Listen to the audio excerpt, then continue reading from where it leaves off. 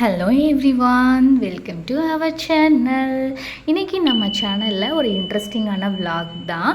இந்த வீடியோ முழுக்க முழுக்க ரொம்பவே யூஸ்ஃபுல்லான ஒரு விஷயம் தான். மெயின்லி இது யாருக்கு ஒரு யூஸ்ஃபுல்லான விஷயம் அப்படின்னு பார்த்தீங்கன்னா, நியூ மேரிட் கப்புள்ஸ், அதுவும் ஒரு சோல்ஜருடைய ஒய்ஃபாக இருக்குன்ற பட்சத்தில் இந்த வீடியோ உங்களுக்கு யூஸ்ஃபுல்லாக இருக்கும். 100% ஷுர். அதே மாதிரி இப்போ நம்ம சவுத் இந்தியன்ஸ் வந்துட்டு நார்த்து சைடு தான் மோஸ்ட்லி வந்து நம்மளுக்கு குவார்டர்ஸ் அலாட் ஆகும் இல்லைங்களா. இங்கே வந்து நம்ம என்ன மாதிரியான பிரச்சனைகள்லாம் ஃபேஸ் பண்ணுறோம், அங்கே இருந்து என்னென்ன மாதிரியான பொருட்கள் கொண்டு வரலாம், கொண்டு வர தேவையில்லை அப்படின்ட்டு தான் இனி வரப்போகிற வீடியோஸும் இருக்க போகுது. நம்ம சேனலில் சப்ஸ்கிரைப் பண்ணாமல் பார்த்துட்டு இருந்தீங்கன்னா கண்டிப்பாக நம்ம சேனலில் சப்ஸ்கிரைப் பண்ணிவிட்டு பாருங்கள். அதே மாதிரி இந்த வீடியோ வந்து உங்களுக்கு பிடிச்சிருக்குன்ற பட்சத்தில் கண்டிப்பாக ஒரு லைக் சிம்பலையும் போட்டுருங்க.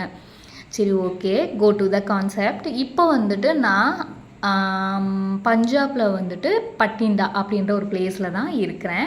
இது என்னுடைய அனுபவத்தில் 3rd யூனிட்டு. ஃபர்ஸ்ட் யூனிட் அஸ்ஸாமில் இருந்தேன், செகண்ட் யூனிட் வந்து யூபியில் இருந்தேன். ஒவ்வொரு யூனிட்லேயும் நம்ம 2 இயர்ஸ் ஸ்டே பண்ணுற மாதிரி இருக்கும். இந்த 3rd யூனிட்டில் வந்துட்டு நான் அதிகமாக ப்ராப்ளம் ஃபேஸ் பண்ணல. ஏன்னா ஃபர்ஸ்ட் யூனிட்டில் தான் நான் நிறைய ப்ராப்ளம்ஸ் ஃபேஸ் பண்ணேன். லாங்குவேஜ், அதே மாதிரி சமைக்கிறதுக்கானது, வீட்டை க்ளீனிங்காக வச்சுக்கிறதுக்கானது, இந்த மாதிரி நிறைய ஃபேஸ் பண்ணேன். ஏன்னா நான் மேரேஜ் முடிஞ்சு 1 இயரில் போனதுனால அனுபவமும் பத்தலை. அதே மாதிரி லாங்குவேஜும் தெரியலை. அந்த 30 நாள் இங்கிலீஷ் மாதிரி 30 நாள் ஹிந்தி அப்படின்ற ஒரு புக் இருக்கும் இல்லைங்களா, அதோடு தான் நான் வந்தேன். ஆனால் அதெல்லாம் கண்டிப்பாக எனக்கு ஹெல்ப்ஃபுல்லாகவே இல்லை. அதே மாதிரி இந்த ஒரு 8 எக்ஸாம் ஹிந்திக்குன்னு எழுதுவோம் பார்த்தீங்களா, அதெல்லாம் டோட்டலி வந்து வேஸ்ட்டு. ஜஸ்ட் ஒரு டிகிரியாக தான் நம்ம பேருக்கு பின்னாடி வச்சுக்கிறணுமேன்ற தவிர்த்து ப்ராக்டிக்கலாக நம்மளுடைய ரியல் லைஃப்பில் ஒர்க் அவுட் ஆகுமா அப்படின்ற பட்சத்தில் ஒரு பெரிய கொஸ்டின் மார்க் தான். ஃபர்ஸ்ட் நான் ஃபேஸ் பண்ண விஷயம் வந்து என்ன அப்படின்னு பார்த்தீங்கன்னா, லாங்குவேஜ் ப்ராப்ளம் தாங்க. லாங்குவேஜ் தெரியாததுனால என்னால் ஃப்ரெண்ட்ஸ் வந்துட்டு அதிகமாக, அதாவது ஆட்டம் பாட்டம் கொண்டாட்டத்துக்கு தான் ஃப்ரெண்ட்ஸ் தேவை அப்படின்றது கிடையாது இல்லைங்களா. நம்ம ஜஸ்ட் ஒரு விஷயம் ஷேர் பண்ணிக்கிறணுன்னா கூட நம்மளுக்கு லாங்குவேஜ் தெரியணும் இல்லைங்களா. எனக்கு இது தேவை அப்படின்றத கேட்குறதுக்கு கூட என்னால் வந்துட்டு சொல்கிறதுக்கு தெரியலை. ஏன்னா இங்கிலீஷ் தெரியும் நல்லாவே, ஆனால் இங்கே வந்து ஒரு பேசிக் இங்கிலீஷ் கூட சில மக்களுக்கு புரிஞ்சுக்க முடியாது. நான் ஃபர்ஸ்ட் யூனிட்டில் எப்போ 2017 நான் ஒரு யூனிட்டுக்கு போனேன், அஸ்ஸாம்ன்ற இடத்துக்கு. அங்கே இருக்க என்னோட சரௌண்டிங்கில் இருந்த பீப்புளுக்கு வந்து பார்த்திங்கன்னா ஒரு பேசிக் இங்கிலீஷ் கூட தெரியலைன்ற பட்சத்தில் நம்ம வந்து எல்லா இடத்துக்கும் ஒரு காய்கறி கடைக்கு போகிறோம்னா கூட நம்ம புக் எடுத்து படித்து அதெல்லாம் நம்மளால் சொல்ல முடியாது. ஸோ நம்மளுக்கு வந்து ஒரு ஃப்ளூயண்ட்டாக, கொஞ்சம் ஃப்ளூயண்ட்டு இல்லைனாலும் ஒரு நார்மல் லைஃப்பில் எப்படி தமிழ் பேசுகிறோமோ அதே மாதிரி ஒரு ஹிந்தி பேசக்கூடிய சூழ்நிலை இருந்தால் மட்டும்தான் நான் வந்து அந்த இடத்துல எதையுமே என்னால் நின்று பேச முடியும் அப்படின்ற மாதிரிக்கு இருந்துச்சு. நான் ஃபர்ஸ்ட் 6 மந்த்துக்கு வீட்டை விட்டு வெளியிலே ஏறலை. ரொம்ப எப்படின்னா ரொம்ப ஒரு மென்டலி வந்து அப்படியே டென்ஷனாக அந்த மாதிரி தான் நான் இருந்தேன். என் ஹஸ்பண்ட் வந்தாலே வந்துட்டு ஐயோ எனக்கு இங்கே இருக்க பிடிக்கல அப்படின்ற மாதிரிக்கே இருந்தேன். அப்புறம் நான் நிறைய அங்கே இருக்க தமிழ் மக்கள் ஹெல்ப் பண்ணாங்க கொஞ்சம் கொஞ்சம். ஆனால் அவங்க வந்து அந்த டைமில் வந்து கொஞ்சம் கிட்ஸ் 2 கிட்ஸ் இருந்தாங்களா, அவங்கள பார்த்துக்கிற வச்சுக்கிற. ஸோ ஏன் கூட அப்புறம் நான் வந்து என் ஹஸ்பண்ட் வந்து அடிக்கடி சொல்லிகிட்டே இருப்பாங்க, நீ ஒரு லாங்குவேஜ் பழகணும்னா அந்த மக்கள் கூட பழகு.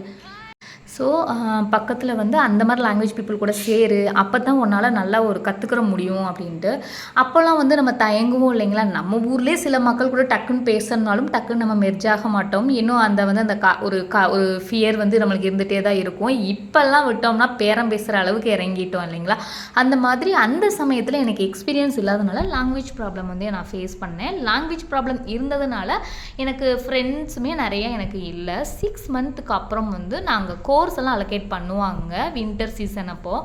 நிறைய அதாவது இல்லத்தரசிகளுக்கு தேவையானது தான். ஹவுஸ் ஒய்ஃப்ஸுக்கு வந்துட்டு டீச்சிங் ஃபீல்டில், பேக்கிங்கு, குக்கிங்கு, அப்புறம் டெய்லரிங்கு, இந்த மாதிரி நம்மளுக்கு சுயமாக ஒரு ஜாப் பண்ணுற அளவுக்கு எம்ப்ராய்டிங்கு, இந்த மாதிரிலாம் நிறைய சொல்லி கொடுத்தாங்க. ஸோ வந்து எனக்கு பெயிண்டிங்கில் இன்ட்ரெஸ்ட் இருந்ததுனால நான் பெயிண்டிங் கிளாஸ் ஃபஸ்ட்டு ஜாயின் பண்ணேன். ஏன்னா நான் மெயின் என்னுடைய இது வந்துட்டு நோக்கம் வந்து என்னென்னா லாங்குவேஜ் கற்றுக்கணும் அப்படின்னு தான். ஆனால் அதை படித்து நம்மளால் வர வைக்க முடியாதுன்றதுனால நான் கிளாஸ் போனேன். சரி நம்ம பிடிச்சதை எடுத்து பண்ணுவோம், அப்போ நம்ம இன்ட்ரெஸ்ட்டோட செய்வோம் அப்படின்னு சொல்லிட்டு தான் நான் பெயிண்டிங் கிளாஸ் சூஸ் பண்ணேன். ஸோ அந்த பெயிண்டிங் கிளாஸ் ஒன்று ஒரு 2 மாதம் 3 மாதம் இந்த மாதிரி இருந்துச்சு. இதில் வந்து எனக்கு நிறைய வந்து அங்கே இருக்கவங்க வந்து நல்லா ஃப்ரெண்ட்லியாக நான் சின்ன சின்ன வேர்ட்ஸ் வந்து நிறைய கற்றுக்கிட்டேன். அப்புறம் வந்து என்னுடைய குவார்ட்டர்ஸில் பக்கத்தில் இப்போ வரைக்குமே அவங்க என்னுடைய காண்டாக்டில் தான் இருக்கிறாங்க. அவங்க வந்து பீகார்காரவங்க தான். அவங்களுமே நிறைய வேர்ட்ஸ் வந்து சொல்லி கொடுத்தாங்க, எப்படி மேக் பண்ணி பேசணும்னு. ஆனால் இப்போயுமே நான் கரெக்டாக பேசுவேனான்னு கேட்டால் கிடையாது. கொஞ்சம் கொஞ்சம் கிராமர் மிஸ்டேக்ஸ் இருக்க தான் செய்யும். ஆனால் ஃபஸ்ட்டு இருந்த அளவுக்கு இப்போ மோசம் கிடையாதுன்னே சொல்லலாம்.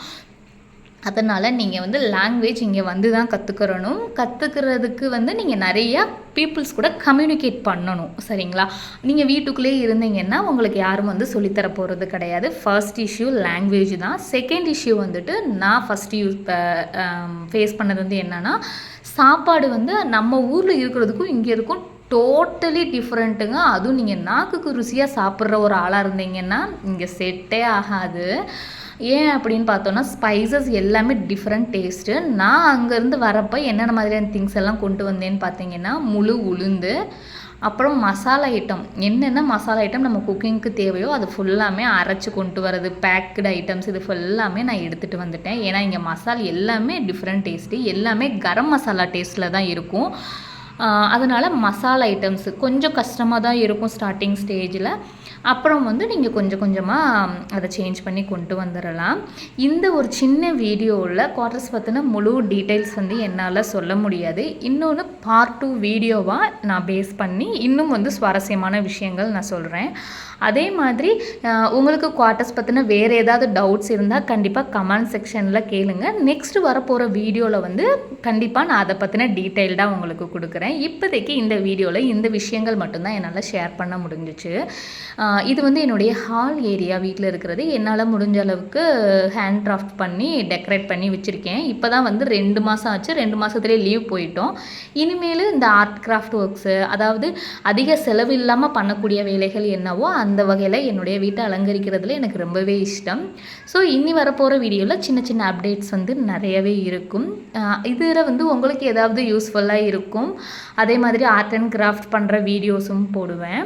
இந்த வீடியோ உங்களுக்கு பிடிச்சிருந்தா கண்டிப்பாக லைக் பண்ணுங்கள். இந்த வெளி ஏரியாவை வந்துட்டு நான் சின்ன சின்ன ஷார்ட்ஸ் வீடியோவில் வந்து காட்டுவேன் இல்லைங்களா? இப்போ தான் சின்ன சின்ன செடி இதெல்லாம் வச்சு என்னால் முடிஞ்ச அளவுக்கு அழகாக டெக்கரேட் பண்ணி வச்சுருக்கிறேன். Keep supporting. தேங்க்ஸ் ஃபார் வாட்சிங்.